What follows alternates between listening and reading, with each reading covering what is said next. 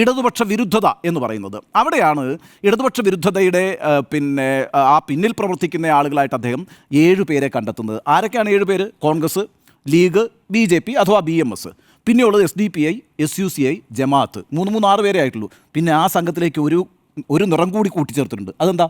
മാധ്യമങ്ങൾ. നമ്മൾ കൂടി ചേർന്നിട്ടാണ് ഈ സമരം ഇപ്പോൾ നടക്കുന്നത് എന്നുള്ളതാണ്. പ്രശ്നം എന്താണെന്നറിയോ? ഈ സമരം ആര് നടത്തിക്കോട്ടെ, ആ സമരത്തിൻ്റെ പിന്നിൽ ആര് പ്രവർത്തിച്ചോട്ടെ, ആ സമരം മുന്നോട്ട് വയ്ക്കുന്ന ആശയം ശരിയാണോ, ആവശ്യം ശരിയാണോ, ഇതാണ് ഒരു സർക്കാർ പ്രാഥമികമായും പരിഗണിക്കേണ്ടത്. അതാണ് ഞാൻ ഈ സമരവുമായി ബന്ധപ്പെട്ട് സർക്കാരിനെതിരായിട്ട് എപ്പോഴും നടത്തിക്കൊണ്ടിരിക്കുന്ന ഒരു വിമർശനം എന്ന് പറയുന്നത്. നോക്കൂ, ഇവിടുത്തെ ഒരു പ്രധാനപ്പെട്ട കാര്യം എന്ന് പറയുന്നത്, ഇന്നിപ്പോൾ വളരെ വ്യക്തമായിട്ട് MP രാജേഷ് നിയമസഭയിൽ പറഞ്ഞൊരു കാര്യമുണ്ട്, അത് ശരിയുമാണ്.